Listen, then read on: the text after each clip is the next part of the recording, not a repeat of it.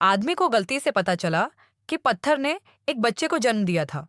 पश्चिम में बिताए अपने दोपहर के बारे में सोचते हुए उसने निर्णायक रूप से पत्थर को पीछे हटा दिया। अप्रत्याशित रूप से बच्ची का जन्म सफेद आंखों के साथ हुआ। गांव के बच्चे उसे एक अजनबी समझते थे। उन्होंने न केवल रिया से बात की बल्कि उसके सिर पर भी प्रहार किया। तभी कुछ अजीब घटना घटी। रिया ने अपना हाथ हिलाया और घाव तुरंत ठीक हो गया। सभी शरारती बच्चे डर से स्तब्ध थे। जब रिया घर जा रही थी तो पास में ही एक शिकारी शिकार कर रहा था और उस पर छोड़ी गई बड़ी लौ उसके ठीक सामने गिरी।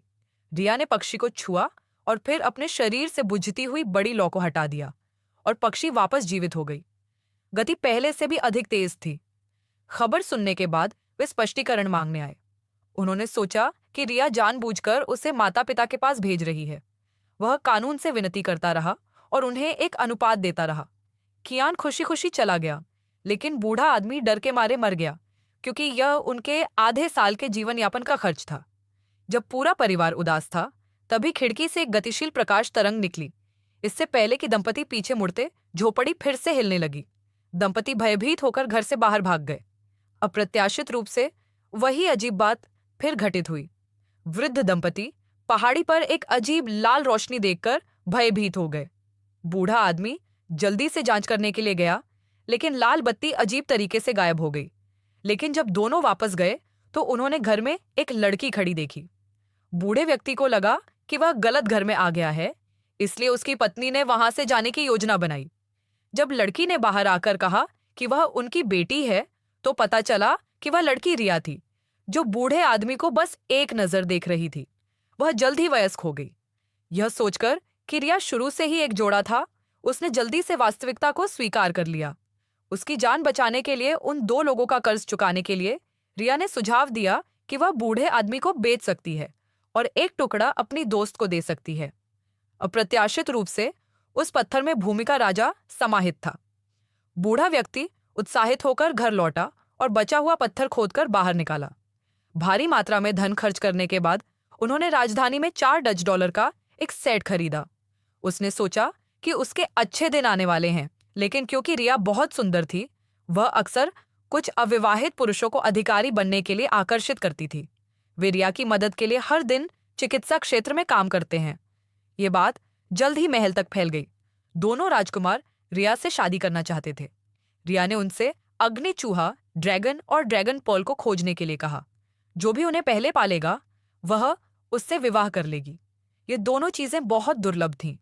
शुरू में वह चाहती थी कि राजकुमार हार मान ले, लेकिन दोनों तुरंत सहमत हो गए। उसी समय सम्राट को भी इसकी जानकारी हो गई। वह यह जानने को उत्सुक था कि रिया कैसी दिखती है, इसलिए वह जल्दी से लोगों को रिया के घर ले आया। सम्राट को उससे पहली नजर में ही प्यार हो गया और उसने उसे अपनी रखैल बनाने की योजना बनाई। सौभाग्य से रिया ने समझौता नहीं किया। उसने बताया कि उसका विवाह 2 राजकुमारों से हुआ था।